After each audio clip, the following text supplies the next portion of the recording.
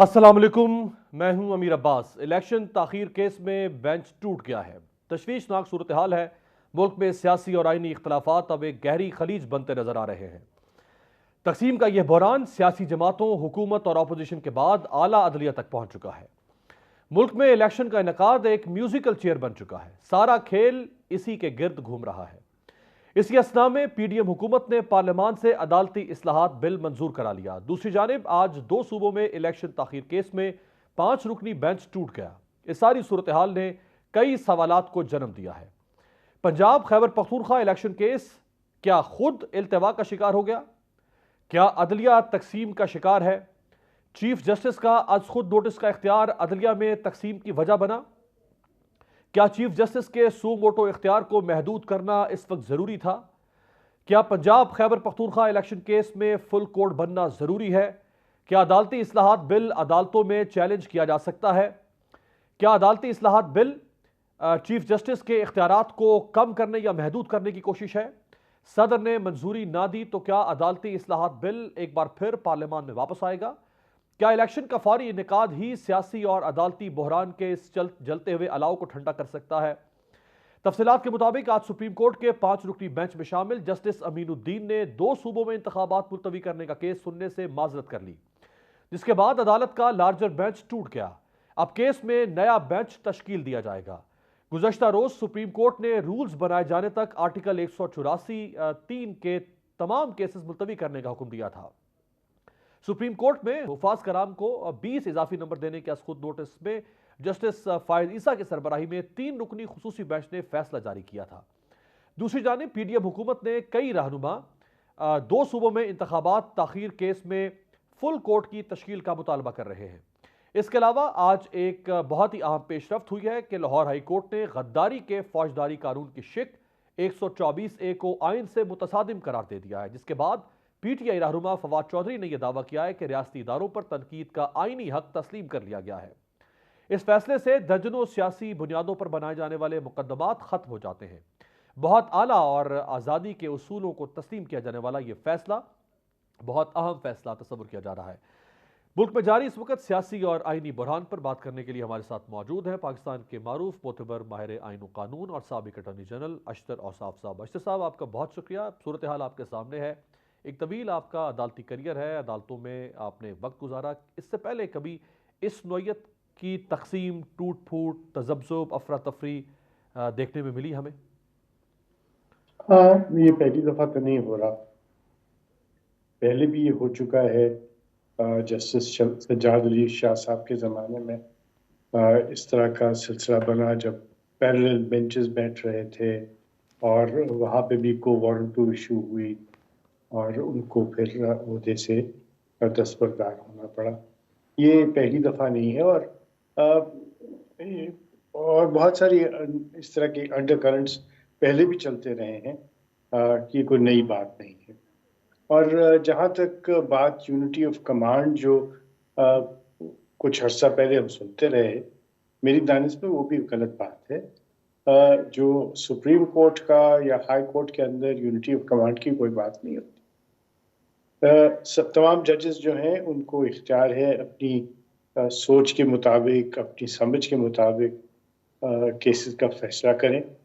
और यही तो हुस्न है कलेक्टिव विजडम का कि बहुत सारे लोग जो हैं वो एक मामले को देखते हैं अपनी फहम से, अपनी फरासत से, अपनी एक्सपीरियंस के साथ, तो फिर वो किसी फैसले पे आते हैं।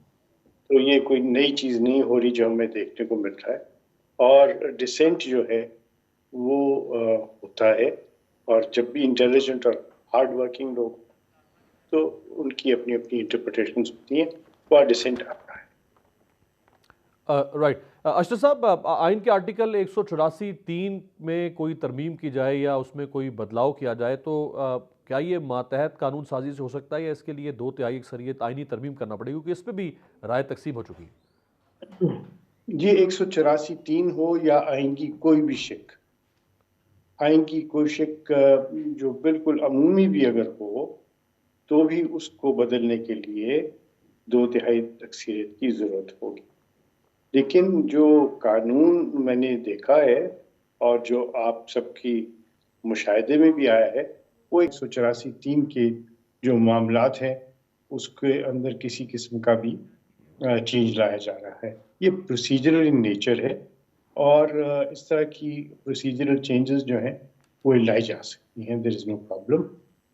تو اگر لائی جا سکتی ہیں، اور یہ معاملہ چونکہ اب قومی اسمبلی کے بعد سینٹ سے بھی پاس ہو چکا ہے، اب یہ صدر کے پاس جائے گا دستخط کے لیے، منظوری کے لیے، اور اگر صدر اس پر دستخط نہیں کرتے اور صدر اس معاملے کو اگر سپریم کورٹ کو ریفر کر دیتے ہیں قانونی ریفرنس کی صورت میں، تو پھر کیا آپشنز ہو سکتے ہیں؟ بالکل اگر وہ سگنیچر نہیں کرتے تو وہ اس کے اوپر بائنڈنگ ہوگا. ان کے جو ٹائم گزر جائے گا، میرے خیال 24 دن بنتے ہیں ٹوٹل، جس کے اندر اگر وہ نہیں کریں گے تو آٹومیٹکلی وہ بن جائے گا. لیکن ریفرنس وہ اپنے تئیں نہیں بھیج سکتے. ریفرنس کے لیے ان کو کابینہ کی جو ہے وہ منظوری لینا ہوگی. اس کے اوپر ریفرنس نہیں بن سکے گا. لیکن اگر تحریک انصاف یا کوئی اور فریق اس کو چیلنج کر دیتا ہے سپریم کورٹ میں، اگر صدر دستخط نہ بھی کریں اور اس کے باوجود جو طریقہ کار ہے یہ قانون بن جائے گا؟ بالکل بالکل چیلنج کیا جا سکتا ہے، لیکن سوال یہ ہوگا کہ کیا وہ چیلنج قابل پذیرائی بھی ہوگا یا نہیں، تو وہ وقت بتائے گا. لیکن میری رائے میں ایسا چیلنج جو ہے وہ سکسیسفل نہیں ہو سکتا، کیونکہ یہ آج کی بات نہیں ہے. یہ بہت پرانی بات چلی آ رہی ہے کہ سپریم کورٹ کے جو رولز ہیں ان کے اندر ڈراسٹک چینجز کو لانا بہت ضروری ہے. تو اور یہ سپریم کورٹ کی ججمنٹ ہے ایک جوڈیشل سائٹ کے اوپر، جس نے بھی اس کی طرف توجہ دلائی ہے، اور اس سے پہلے بھی ان چیزوں کو کورٹ نے نوٹس لے کے اس کے اوپر بارہا رائے زنی کی بھی ہے. آج جو بینچ ٹوٹ گیا ہے اشرف صاحب، اس بینچ کا سو موٹو نوٹس کے ساتھ کوئی تعلق ہے؟ جو سو موٹو نوٹس پہلے جسٹس اعجاز الاحسن صاحب کے کہنے پر چیف جسٹس نے لیا اور جس کا فیصلہ آ چکا ہوا ہے اور وہ کیس ختم ہو گیا، یہ تو بعد میں ایک اور پٹیشن آئی کہ الیکشن کمیشن نے شیڈول کو منسوخ کر دیا ہے، اس کے خلاف یہ پٹیشن تھی، تو اس کو کیا اس سو موٹو کے ساتھ جوڑا جا سکتا ہے؟ دیکھیے، یاد رکھیے کہ وہ سو موٹو صرف نہیں رہا تھا، اس میں بھی پٹیشنز آ گئی تھیں اور سو موٹو اور پٹیشنز کو کلب کر دیا گیا تھا، اور فیصلہ جو ہے وہ سو موٹو کا بھی تھا اور اس کے اندر جو پٹیشنز فائل کی گئی تھی ان کا بھی تھا. ان پٹیشنز میں بھی یہی نکات اٹھائے گئے تھے کہ الیکشن کمیشن کا کیا اختیار ہے، صدر مملکت کا کیا اختیار ہے، گورنر اس میں کیا کر سکتا ہے، الیکشن کمیشن کی کیا اختیارات ہیں، کیا اس کی آبلیگیشنز ہیں، الیکشنز کے لیے کوئی ٹائم جو معین کیا گیا ہے اس کی کیا اہمیت ہے. یہ سارے سوالات پہلے بھی اٹھائے گئے تھے اور وہ صرف سو موٹو میں نہیں تھے، وہ پٹیشن کی صورت میں تھے، اور اس کا فیصلہ وہ آ چکا ہے. ہاں، جب یہ بات سامنے آئے اور آپ پلیڈنگز کو پڑھیں گے تو پلیڈنگز کو جب آپ پڑھیں گے تو آپ کو پتہ چلے گا کہ جو نئی پٹیشن ہے یہ اسی کے تسلسل میں ہے، اسی کا آگے لے کے چل رہے ہیں. اس لیے ان دونوں کو آپ ڈیٹیچ کر کے نہیں دیکھ سکتے. They have to be read together, اور یہ اسی کانٹیکسٹ میں ہے، اسی پیرائے میں ہے اور اسی کے تسلسل میں ہے. تو جسٹس امین الدین کا خود کو اس بینچ سے علیحدہ کرنا اس بنیاد پر کہ کل جسٹس قاضی فائز عیسیٰ صاحب کا فیصلہ آ چکا ہوا ہے سو موٹو کیس سے متعلق، اس کا آپس میں کوئی ربط بنتا ہے؟ جی، میں عرض کروں کہ قاضی امین الدین صاحب اس ججمنٹ کا حصہ ہیں. یہ صرف قاضی فائز عیسیٰ صاحب کا نہیں، یا قاضی امین صاحب یا امین الدین خان صاحب کا فیصلہ نہیں، یہ سپریم کورٹ کا فیصلہ ہے اور یہ جوڈیشل سائٹ پہ فیصلہ ہے.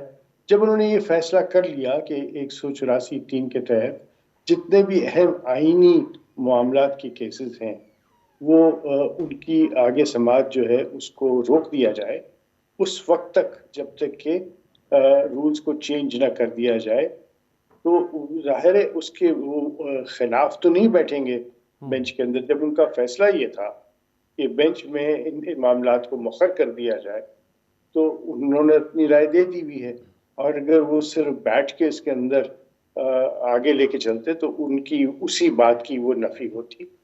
تو امین الدین صاحب نے، جو جسٹس امین الدین صاحب نے کیا، یہ شاید ان کی رائے میں ان کی سوچ کے مطابق درست کیا۔ یہ تو بڑا دلچسپ مرحلہ بن گیا اشرف صاحب کہ چونکہ ایک بینچ کا فیصلہ آ گیا ہے کہ اب 184(3) کے اوپر سپریم کورٹ کارروائی شروع نہیں کر سکتی جب تک اس کے اوپر پروسیجرز اور باقی ضابطے مکمل نہیں ہوتے، تو اس کا مطلب ہے کہ اب چیف جسٹس کے پاس اس فیصلے کے بعد یہ اختیار ختم ہو گیا ہے بذات خود کہ وہ اب اگر کل کوئی سو موٹو نوٹس لینا چاہیں تو اب وہ نہیں لے سکیں گے پھر۔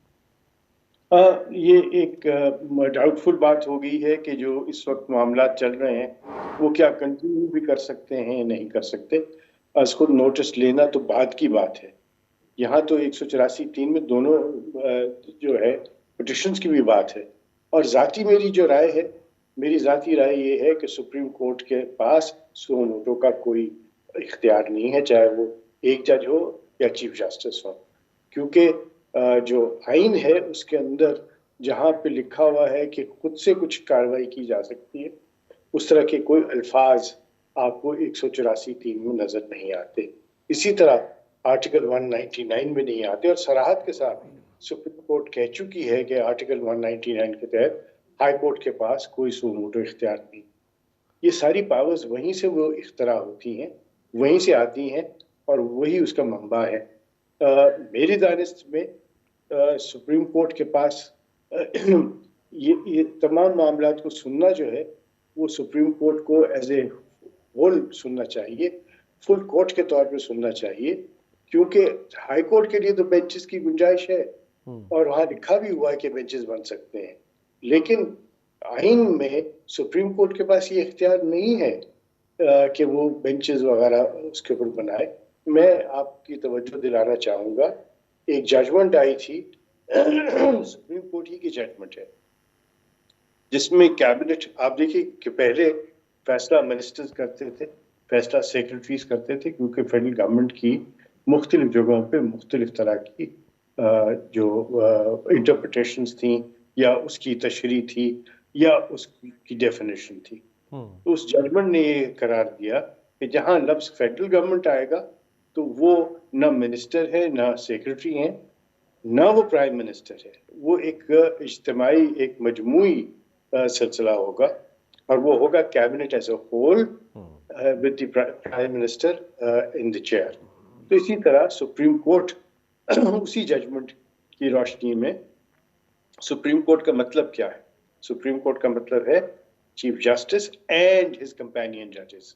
کمپینین کا لفظ میں خود یوز کر رہا ہوں، صحیح، لیکن جو اس کے قانون میں لکھا ہوا ہے کہ کتنے جج ہونے چاہیے۔ رائٹ، آخر میں اشرف صاحب چونکہ وقت میں گنجائش نہیں ہے، آخر میں بتائے گا کہ اس فیصلے کے بعد نواز شریف، یوسف رضا گیلانی سمیت کئی ایسی سیاسی شخصیات جو اس حکومت کا حصہ ہیں ان کو بھی فائدہ دے دیا گیا ہے، تو اس کے پیچھے پھر میل انٹینشن یا میلفائڈی اگر نظر آتا ہے تو کیا اس بنیاد کے اوپر بھی سپریم کورٹ میں اگر اس کو چیلنج کیا جاتا ہے تو یہ اسٹرائک ڈاؤن ہو سکتی ہے؟ آئی ڈاؤٹ ویری مچ، کیونکہ اس میں نہ میلس ہے نہ میلافیڈے ہے، بلکہ آپ کو دیکھیے ایک ججمنٹ ہے جس میں یہ لکھا ہوا ہے کہ رائٹ آف اپیل دینا از حد ضروری ہے، اور وہ آئینی تقاضا ہے۔ اب 184(3) کے خلاف اگر کوئی جانا چاہے اس کے فیصلے کے خلاف، یا اس کو چیلنج کرنا چاہے، تو کسی شخص کے پاس کوئی ریمیڈی نہیں ہے سوائے ریویو کا، اور ریویو جو ہے وہ اپیل نہیں ہوتی۔ اللہ تعالیٰ نے بھی شیطان کو موقع دیا تھا اپنے آپ کو ایکسپلین کرنے کا، حالانکہ اللہ تعالیٰ سے زیادہ تو کوئی کسی چیز کو نہیں جانتا، ہی از اومنیشینٹ۔ تو یہی بنیاد بنا کے اس ججمنٹ میں لکھا گیا تھا، اور سپریم کورٹ کی ججمنٹ ہے کہ وہ قانون یا وہ سلسلے جس کے اندر اپیل نہیں ہے وہ ماورائے آئین ہے، وہ آئین کی روح کے خلاف ہے۔ اس لیے ہر کیس کے اندر جہاں پہ کوئی کورٹ ہو وہاں پہ اپیل کا حق ضرور دینا، ایک اپیل کا حق ضرور دینا چاہیے۔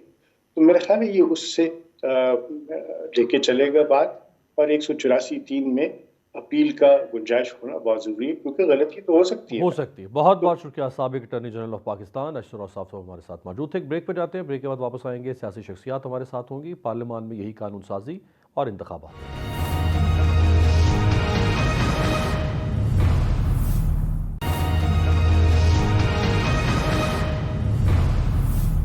بریک کے بعد خوش آمدید۔ مسلم لیگ نون کی نائب صدر مریم نواز بار بار کہتی ہیں کہ پہلے ترازو کے پلڑے برابر ہوں گے پھر الیکشن ہوگا۔ ایسا لگتا ہے کہ ان کی یہ خواہش یا خواب اب تکمیل کے آخری مراحل تک پہنچ چکا ہے۔ الیکشن کا انعقاد اور چیف جسٹس کے اختیارات کا معاملہ ایک ایسی گتھی بنایا گیا جسے عدالتوں اور اپوزیشن جماعتیں سلجھانے میں لگی رہیں، جبکہ دوسری طرف شہباز حکومت نے بڑی مہارت کے ساتھ پارلیمان سے عدالتی اصلاحات بل منظور کرا لیا، جس کے بعد میاں نواز شریف، یوسف رضا گیلانی سمیت از خود نوٹس کیسز کے متاثرین کو اپیل کا حق مل گیا ہے۔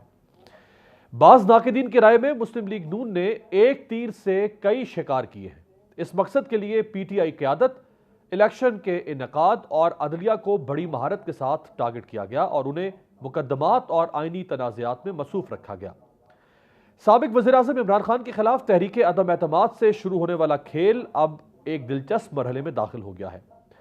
مریم نواز صاحبہ کو خواہش کے مطابق اب میاں نواز شریف کو بھی ریلیف ملتا نظر آ رہا ہے، یعنی ترازو کے پلڑے برابر کیے جا رہے ہیں۔ اس ساری کہانی میں مسلم لیگ نون کے لیے سب سے بڑا پھل یہی ہے کہ نواز شریف کو ریلیف ملے گا، لہٰذا بظاہر ایسا لگتا ہے کہ یہ ساری کہانی الجھی نہیں تھی بلکہ کافی سوچ سمجھ کر الجھائی گئی تھی۔ تفصیلات کے مطابق سپریم کورٹ کے 5 رکنی بینچ میں شامل جسٹس امین الدین نے 2 صوبوں میں انتخابات ملتوی کرنے کا کیس سننے سے معذرت کر لی ہے، جس کے بعد عدالت کا لارجر بینچ ٹوٹ گیا ہے۔ اب کیس کو نیا بینچ سنے گا، چنانچہ یہ معاملہ بھی از خود التوا کا شکار ہو چکا ہے۔ اسی طرح آج عدالتی اصلاحات بل سینٹ سے بھی منظور ہو گیا ہے، لیکن ابھی صدر مملکت سے منظوری باقی ہے، جو کہ مشکل مرحلہ نظر آتا ہے۔ سینٹ میں Supreme Court practice and procedure bill 2023 کے حق میں 60 اور مخالفت میں 19 ووٹ آئے۔ اس کے علاوہ وفاقی وزیر داخلہ رانا ثناء اللہ نے کہا ہے کہ معاملات کو حل کرنے کے لیے گرینڈ ڈائیلاگ کی ضرورت ہے۔ ایک بیان سے یہ معاملہ حل نہیں ہوگا، ڈائیلاگ ہی بہتر راستہ ہے۔ انہوں نے یہ بھی کہا کہ اگست کے بعد ہماری حکومت نہیں ہوگی، الیکشن کرانا عبوری حکومت کا کام ہے۔ گرینڈ ڈائیلاگ کی بات بہت اہم بیان ہے وفاقی وزیر داخلہ کی جانب سے۔ اس ساری صورتحال پر بات کرنے کے لیے ہمارے ساتھ موجود ہیں پاکستان تحریک انصاف کی رہنما کنول شوذب صاحبہ اور عوامی نیشنل پارٹی کے سینئر مرکزی رہنما سینیٹر شاہی سید صاحب۔ آپ کا بہت شکریہ۔ کنول صاحبہ، یہ جو رانا صاحب نے خود سے کہہ دیا ہے کہ گرینڈ ڈائیلاگ چاہیے، اور گرینڈ ڈائیلاگ کا مطلب ہے کہ آپ اس میں شامل ہو سکتے ہیں، کیونکہ حکومت میں شامل جماعتوں کا تو اتفاق ہے کہ انہوں نے کیا کرنا ہے، ان کو تو کسی ڈائیلاگ کی ضرورت نہیں۔ ڈائیلاگ تو P T I versus P D M یا P D M versus P T I ہوگا۔ اب اس کے اوپر آپ کی طرف سے کیا جواب آنا چاہیے؟ بسم اللہ الرحمن الرحیم، تھینک یو ویری مچ۔ آپ نے کافی ڈیٹیلز میں بتا دیا کہ کیا سین چل رہا ہے۔ دیکھیں، آپ نے بڑا رائٹلی پوائنٹ آؤٹ کیا کہ یہ سارا جو ملغوبہ بنایا گیا، یہ جو سارا ڈرامہ کریٹ کیا گیا، یہ اس بگوڑے کو واپس لانے کا ایک ڈرامہ ہے۔ اور آپ مریم کی جتنے جلسوں کی تقریریں ہیں وہ اٹھا کے دیکھ لیں، آپ ان کی ساری ایکٹیویٹیز دیکھ لیں، آپ ان کی ساری مووز دیکھ لیں، ایسے لگ رہا ہے کہ وہ کسی کو ڈکٹیشن دے رہی ہیں۔ اور جتنے آپ کے اس ملک کے ادارے ہیں ان کو ایسے لگتا ہے کہ مریم نے کوئی ہاتھ میں ڈنڈا اٹھایا ہوا ہے اور وہ سارا ٹائم ان کو ڈکٹیشن دیتی ہے۔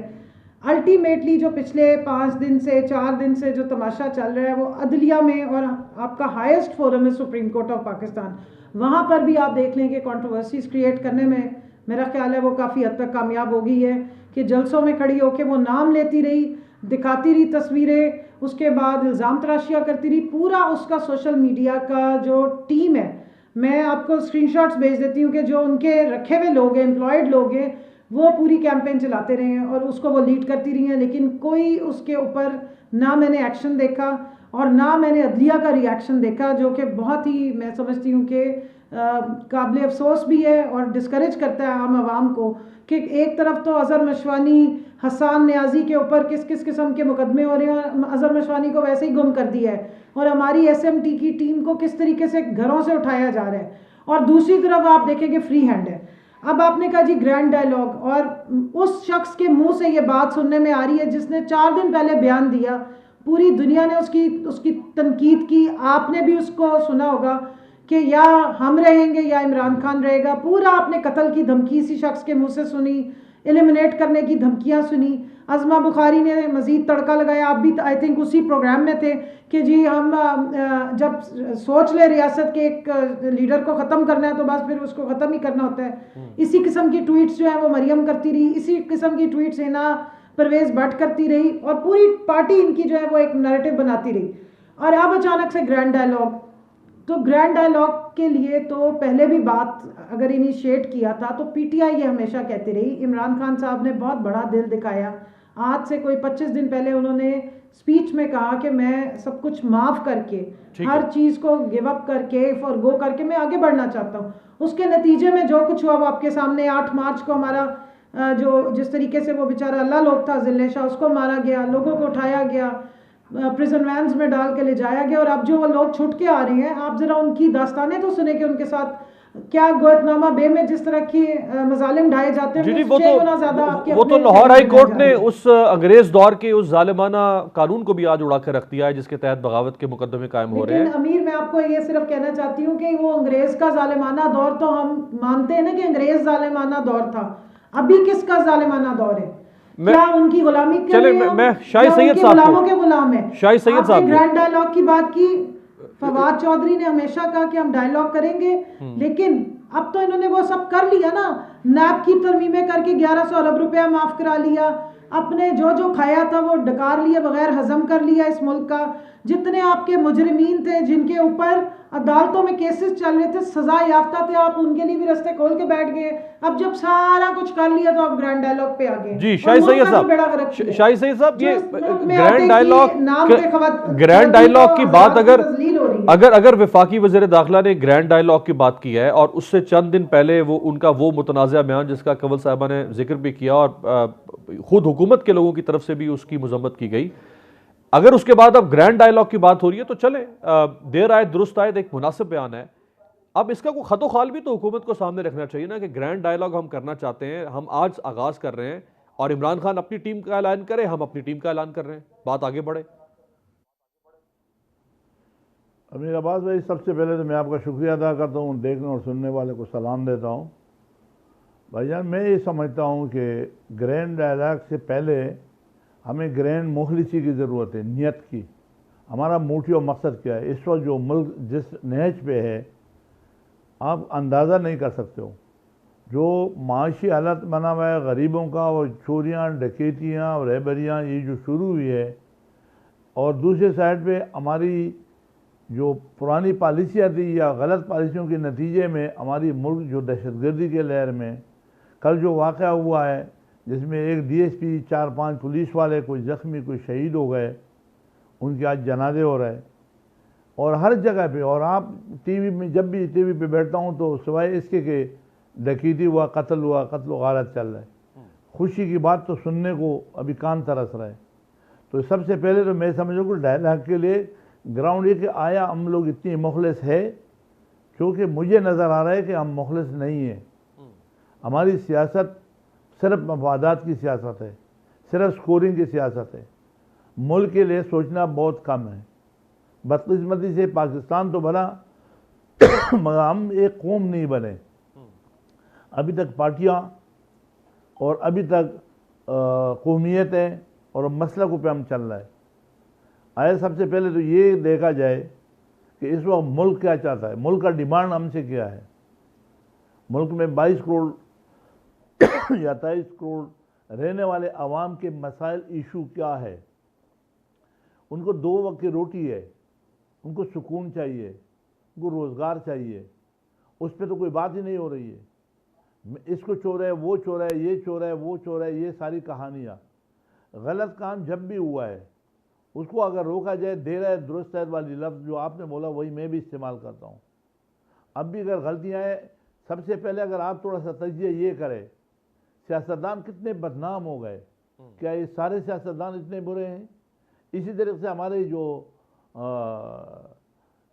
اسٹیبلشمنٹ ہے ان کی جب باہر دنیا میں جگ رسوائی ہو رہی ہے, اسے ہمارا جو عدلیہ ہے, پھر اس طرح سے ہمارے میڈیا کو دیکھو, میڈیا کے ایک چینل پہ آپ دیکھو تو پاکستان ہرا بھرا ہوگا, دوسرے چینل پہ جاؤ گے تو کچھ اور ہوگا. ہمارا یہ تفریق, یعنی ہم بدقسمت, پاکستان تو بنا لیکن ہم تقسیم در تقسیم ہو گئے. شاہی سید صاحب, آپ جتنی پروگریسو باتیں کر رہے ہیں, آپ نے حکومت کا ساتھ چھوڑ تو نہیں دیا, آپ حکومت میں تو ہیں, کنفرم ہے؟ حکومت کے ساتھ بالکل ہے, اور ان کے فیصلے جو چیزیں ہو رہی ہے ان کو اگر اچھی ہوگی تو ہم اس کی تعریف کریں گے، اگر غلط ہوگا تو ہم اس کو غلط کہیں گے۔ لیکن آپ کو کیا ملا؟ نہ آپ نے گورنرشپ لی خیبر پختونخوا میں، نہ آپ نے وفاقی کابینہ میں کوئی حصہ لیا، نہ کوئی اور بظاہر ان کو فائدہ آپ کی جماعت نے حاصل کیا، لیکن اس حکومت کے اتحادی ہونے کی وجہ سے جو کچھ اس دور میں ہو رہا ہے اس کا نزلہ آپ کے اوپر بھی گرے گا چونکہ آپ اتحادی ہیں۔ امیر، یہی تو ہمارے کمال ہے عوامی نیشنل پارٹی کا، یہی تو کمال ہے کہ دنیا پہ جو بھی الزامات لگاتے رہے وہ لگاتے رہے۔ آج ساری دنیا مان رہا ہے کہ پاکستان میں اگر قربانیاں اس ملک میں دی ہے تو عوامی نیشنل پارٹی نے دی تھی۔ الحمدللہ ہم شہداء کے لسٹ میں اٹھیں گے۔ ہم نے آج دن تک کسی ایک بندے کا قتل نہیں کیا ہوگا، لیکن آج بھی ہمارے لوگ شہید ہوئے، اور ہم نے اس موصولی موقع پہ اور اس ملک کے حالات کو دیکھتے ہوئے ہمارا یہ فیصلہ مرکزی صدر کا جو تھا وہ بہترین فیصلہ تھا کہ اس حالت میں ہم کسی عوام کو کچھ ڈیلیور نہیں کر سکتے تو ہم نے جھنڈے والی گاڑی نہیں چاہیے۔ تو شاہد سید صاحب پھر ضرورت کیا تھی آپ کو اس حکومت کا اتحادی بننے کی؟ سینیٹر زاہد خان کہتے ہیں کہ شکر ہے کہ ہم اس گناہ میں شامل نہیں، کہ ہم اس کابینہ کا حصہ نہیں ہیں۔ یہ زاہد خان کا اپنا سٹیٹمنٹ ہے، میں جو بول رہا ہوں دیکھو اس وقت جو ملک کو ضرورت ہے وہ یکے کی ضرورت ہے، اتفاق کی ضرورت ہے، اتحاد کی ضرورت ہے، اور یہ جو چور اور ڈاکو والی کہانی ہے اس کو ختم کرنا چاہیے، اور یہ جو طوفانی بدتمیزی ہو رہی ہے یہ ختم ہونا چاہیے۔ بیٹھیے اور اصلاح کرے، ڈائلاگ کرے، لیکن ڈائلاگ سے پہلے ایک نیت ہے۔ نیت کیا ہے آپ کا؟ نیت اس ملک کو اٹھانا ہے، یا اگر بربادی پہ لے جانا ہے تو ملک تو بربادی کی طرف پہنچا ہوا ہے۔ اب تو اس کنارے پہ آپ کھڑے ہو کہ نیچے کرنا ہے۔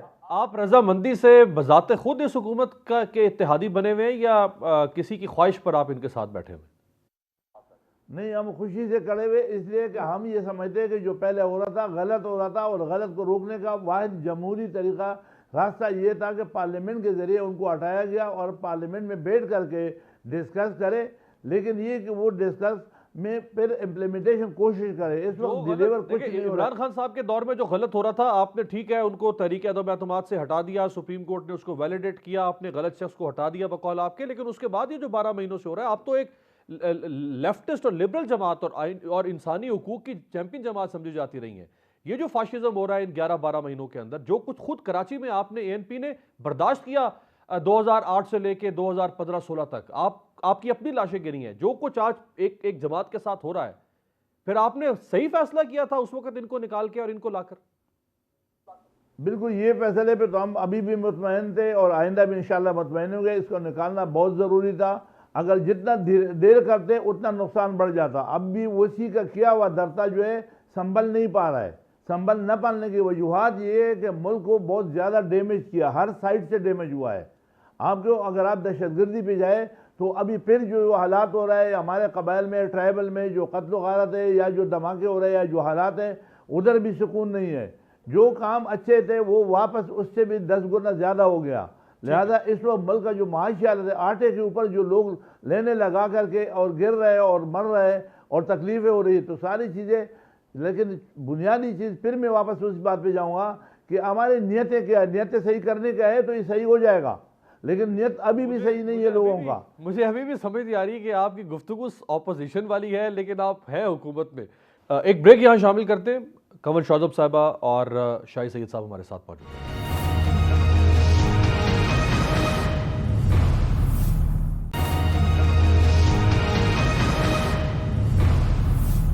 بریک کے بعد خوش آمدید۔ اس وقت پاکستان میں سیاسی درجہ حرارت کافی حد تک بڑھ چکا ہوا ہے، نہ صرف سیاسی درجہ حرارت بلکہ اس کی حدت اب ہمیں عدالتوں کے ایوانوں تک بھی محسوس ہو رہی ہے۔ کنول صاحبہ، قومی اسمبلی سے بھی بل منظور ہو گیا ہے، سینٹ سے بھی بل منظور ہو گیا ہے، اور اب یہ صدر کے پاس جائے گا دستخط کے لیے اور پھر یہ قانون بن جائے گا، اور صدر کا تعلق بہرحال آپ کی جماعت سے ہے، تو صدر اس کو منظور کریں گے، یعنی دستخط کر دیں گے یا اس کو مسترد کریں گے؟ دیکھیں، صدر کا تعلق پاکستان سے ہے اور صدر کا کام ہے کہ فیڈریشن کو ہولڈ کرنا، اور وہ اپنے کام کے ساتھ بہت سنسیئر ہیں۔ انہوں نے کبھی یہ کام نہیں کیا کہ جی وہ پی ٹی آئی یا کسی پارٹی کے ساتھ ان کی کوئی الائنسز نظر آ رہی ہوں۔ جب سے وہ صدر کی کرسی پہ بیٹھے ہیں، ان کی بہت زبردست بات ہے کہ انہوں نے ملک کو پرائرٹی دی ہے۔ تو یہ دیکھنا ضروری ہے کہ کیا یہ بل پاکستان کے حق میں ہے، کیا یہ پاکستان کی عدلیہ کے اوپر شب و خون مارنے کے برابر تو نہیں ہے۔ اگر ون مین شو کی تکلیف ہے تو ون مین شو تو بہت جگہوں پر ہے۔ پارٹیوں سے لے کر اداروں تک اور اداروں سے لے کے عدلیہ تک، تو پھر تو ون مین شو کے خلاف پراپر ایک لیجسلیشن ہونی چاہیے تھی. اور اس ڈیفنگ اسمبلی سے جس کے پاس اکثریت ہی نہیں ہے اور اپوزیشن بھی نہیں ہے، آپ نے مکہ والا بندہ بٹھایا ہوا ہے، راجہ ریاض، جو خود تالیاں بجاتا ہے، جو خود ان کے ساتھ حاضر ہوتا ہے، جو نون لیگ کی ٹکٹ کا امیدوار ہے، وہ آپ نے اٹھا کے اپنی مرضی سے اس کو لیڈر آف اپوزیشن بنا دیا ہے. پوری اپوزیشن کی جو مین جماعت ہے وہ باہر بیٹھی ہوئی ہے اور آپ اندر اس قسم کی دھڑا دھڑ لیجسلیشنز کر رہے ہیں.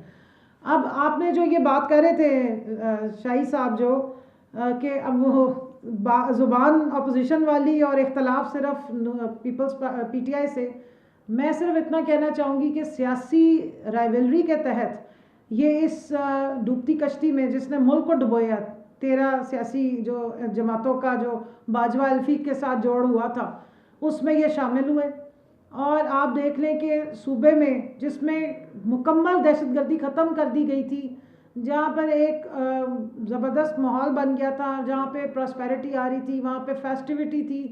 پشاور آپ چلے جائیں، مردان چلے جائیں، وہ کمپلیٹلی نئے شہر ہیں. ایک خوبصورت ادھر شہر ہے، وہاں ایک ثقافت ہے، وہاں پر ایک کلچرل جو ہیں وہ فیسٹیولز لگتے رہے ہیں.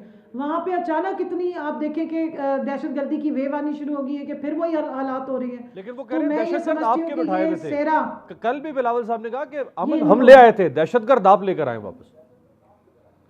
امن اگر یہ لائے ہوتے تو جو ہمیں جب کے پی کی حکومت ملی تھی 2013 میں، تو وہ اسی وجہ سے حکومت بنائی دینی گئی تھی کہ یہ 3 مہینے بھی نہیں چلا سکیں گے، اور دہشت گردی اس پورے علاقے میں تھی. امیر آپ بہت کوریج کرتے رہے ہیں اور میں اس زمانے سے بھی آپ کے شوز میں بھی آ رہی ہوں.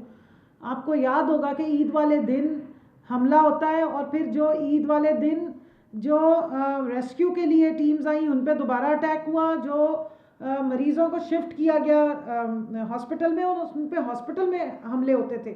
اس قسم کے لیول کی دہشت گردی تھی جس کو بالکل کلین کیا ہماری وہاں پہ پولیس کی فورسز نے، ہماری دوسری فورسز نے مل کے انکاؤنٹر کیا. اور آج سے پہلے تک تو یہ تھی نہیں. جب سے ان کی حکومت آئی ہے، جب سے اس ملک پہ یہ نحوست اور دہشت گردی دوبارہ آنی شروع ہوگی.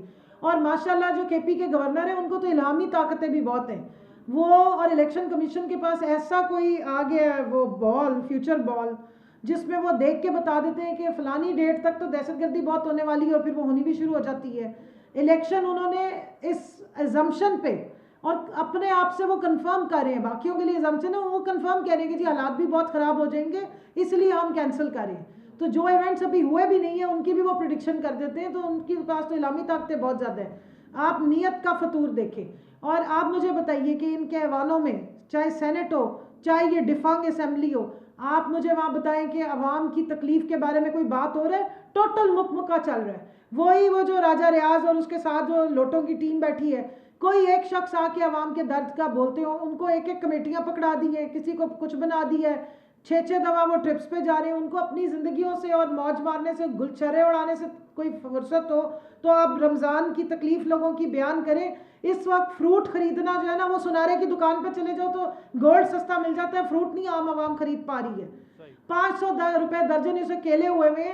کدھر چلے گئے وہ سارے لوگ جو مائک لے کے جایا کرتے تھے اور چیخے مارتے تھے؟ آپ پچھلے رمضان اور اس رمضان کی قیمتوں کا ایک کمپیریٹیو میں آپ سے کہوں گی کہ پلیز، چند لوگ ہیں جو ابھی بھی عوام کی تکلیف پہ بات کرتے ہیں، آپ پلیز یہ انیشیٹو لیں کہ دکھائیں کہ اس وقت لوگ کس تکلیف میں ہیں، کہ نہ وہ سحری کر پا رہے ہیں، نہ افطاری. لوگوں کی بلبلاتی عورتوں کی ہمیں تکلیفیں جو ہیں وہ فون آ رہے ہیں، میسیجز کہ ہم بھوکے بیٹھے، نہ ہمارے بچے کچھ کھا سکتے ہیں، نہ ہم گھر والوں کو کوئی کیا بنائے سحری میں. گھی لینے جائے 5000 کا ایک گھی کا ڈبہ جا کے مشکل سے لے کر آتے ہیں، نہ بیسن لے سک رہے ہیں. یہ تکلیفیں کسی نے بیان کی ہے؟ یہی جو عوامی ایشو آپ نے اٹھایا شاہی سید صاحب، 10-10 لاکھ روپے پنجاب حکومت نے اعلان کیا ہے ان لوگوں کے لوائقین کو دیں گے جو آٹے کی لائنوں میں لگ کر مر گئے ہیں دھکے کھا کھا کر. یعنی 10-10 لاکھ روپے آج ان کے مرنے کے بعد ان کو دیے جا رہے ہیں، لیکن ان کی زندگیوں میں یہ 10-10 لاکھ روپے، 70-80 لاکھ روپے جو 7-8 لوگ مرے ہیں، ان کی زندگیوں میں ان کو باعزت طریقے سے آٹا دینے میں آپ کی حکومت ناکام رہی ہے. ندیم افضل چند جیسا آدمی، وہ بھی آپ کی طرح اتحادی اس حکومت کے، وہ کہہ رہے ہیں کہ یہ آٹا تو کھانے کے قابل ہی نہیں ہے جو آٹا ہم لوگوں میں بانٹ رہے ہیں. بیماری والا، کیڑے والا آٹا. امیر آباد میں کچھ چیزیں یہ ایڈ کرنا چاہتا ہوں. اس سے ہٹ کے بھی کہ بدقسمتی سے ہماری عوام، جس کو ہم 22 کروڑ عوام کہتے ہیں، وہاں پر بھی صبر ختم ہو گیا ہے. اور ہماری سیاست میں اور تنقید نے اتنا زیادہ اثر لیا ہوا ہے کہ ہر گھر میں سیاست ہو رہا ہے، ہر بندہ سیاست کر رہا ہے، وہ کام جو مذہب کے کام تھے وہ بھی سیاست کے استعمال ہو رہے ہیں۔ یہ جو دوبارہ دنیا میں اگر کوئی وبا، کوئی طوفان، کوئی ایسی چیز آ جائے تو لوگ اپنے گھروں سے سامان لا کے باہر روڈ پہ کنارے پہ رکھ لیتا ہے اور بندے خود آ کے اٹھا لیتا ہے جتنا اس کی ضرورت ہے، باقی چیز وہیں پہ چھوڑتا ہے۔ یہاں اگر ایک ٹرک آٹا آ جاتا ہے تو ایک بندہ سب کو سب اٹھانے کو تیار ہے۔ یہ ہماری سوچ کہاں گئی ہے؟ یہ اگر نیچے لیول پہ آپ جائے تو نیچے لیول پہ بھی خراب ہے۔ اگر 40 بیگ آٹے کے آئے اور 900 بھوکے قطار میں لگے ہوئے ہوں گے تو 900 بھوکوں میں سے آپ کی توقع کیسے کریں گے کہ وہ تہذیب کا مظاہرہ کریں؟ وہ تو 900 بھوکے کھڑے ہوئے ہیں سامنے۔ تو یہی مسائل ہے، دیکھو بات سنو، اس کے لیے پھر پلاننگ چاہیے، کوئی ایسا پلاننگ کرے کہ آپ اس کے گھر پہ ان کو چیز مہیا کریں نا۔ یہی تو وہ چیز ہے کہ ہم حکومت میں رہ کے نہ کل اچھا تھا نہ آج اچھا ہے۔ ہم حکومت پہ تنقید نہیں کر رہے، نہ ہم نے کل پہ تنقید کیا، جو کر کیا وہ آپ نے بھی دیکھا ہے۔ ملک کا حالات کیا ہے، کیا ہم بہتری کی طرف جا رہے ہیں یا زوال پذیر ہے؟ جو کہ جواب میں ہے زوال پذیر ہے۔ ہماری کرنسی کا ویلیو کیا ہو رہا ہے، ہمارا ایکسپورٹ کہاں جا رہا ہے، ہمارا روزگار زوال پذیر ہوئے شاہ سید صاحب۔ تو وہ جو تجربہ آپ نے کیا ووٹ آف نو کانفیڈنس کا، اس کا مطلب ہے وہ تو ضائع ہو گیا، اس کا تو کوئی فائدہ نہیں ہوا، تو الٹا نقصان ہو گیا آپ کو۔ تو میں بھی یہی آپ کو کہہ رہا ہوں کہ دیکھو نہ پہلے کوئی صحیح حالات تھا نہ آج کوئی بہتر ہے۔ حالات ایسے ہیں کہ اس میں سنسیریٹی کی ضرورت ہے، ہمیں مل بیٹھنے کی ضرورت ہے، اور سب سے پہلے اپنے گھر سے احتساب شروع کرنا ہے کہ ہم تو بہتر نہیں ہے سر، بہتر نہیں ہے کہ پھر اگر نہ پہلے بہتر تھا نہ آج بہتر ہے، اور آج کا مطلب 1 سال گزرنے کے بعد ہم کہہ رہے ہیں کہ نہ آج بہتر ہے نہ پہلے بہتر تھا، اور پھر ہم کہہ رہے ہیں ہم الیکشن میں نہیں ہونے دیں گے۔ تو بھائی اگر نہ پہلے بہتر تھا نہ آج بہتر ہے تو الیکشن کروا دیں، اس میں عوامی مینڈیٹ سے جس کو لوگ پسند کریں گے، کوئی یہ کم از کم بریک تھرو تو ہوگا۔ تو امیر بھائی بالکل بولنا تو بہت آسان ہے۔ الیکشن کیا، الیکشن کے بعد آپ کوئی گارنٹی دیتا ہے کہ حالات صحیح ہو جائے گا؟ اگر جب تک آپ نے الیکشن سے پہلے آپ کو الیکشن ریفارم کی ضرورت ہے۔ بدقسمتی سے کیا الیکشن کو مانا جائے گا، جو جیت جائے گا ووٹ بولے ٹھیک ہے، جو ہار جائے گا وہ بولتا دان لی ہوئی ہے، پھر اس کا کیا علاج ہے تمہارے پاس؟ الیکشن کرواؤ، ہمیں الیکشن پہ کوئی اعتراض، الیکشن ہونا چاہیے، آئین کا ایسا ہے۔ لیکن بدقسمتی یہ ہے کہ ہم لوگ اتنے بے برداشت ہو گئے، ہمارا اعتماد اور الزامات کا جو سیاست ہے، ہم نے ہر بندے کو چور بنا لیا، ہم نے ہر بندے کو غلط ثابت کر دیا، ہمارا جوڈیشری تباہ کر دیا، ہم نے انتظامیہ کو تباہ کر دیا، ہم نے پارلیمنٹ کو خراب کر دیا۔ بہت شکریہ شاہی سید صاحب اور کنول شوذب صاحبہ ہمارے ساتھ موجود تھے۔ شاہی سید صاحب کا ایک لفظ حقیقت پر مبنی ہے، لیکن عوام سوال کرتے ہیں کہ یہ شکوہ تو پاکستانی قوم کو پاکستان کے حکمران اشرافیہ سے ہے کہ یہ بھی تباہ ہو گیا، وہ بھی تباہ ہو گیا، وہ بھی نقصان ہوا، یہ بھی نقصان ہوا۔ اگر حکمران اشرافیہ یہ شکوہ عوام کے سامنے رکھیں تو پھر سوال کس سے اٹھایا جائے گا؟ آپ سے ملاقات ہوگی اگلے ہفتے، دیکھتے رہیے گا تبدیلی۔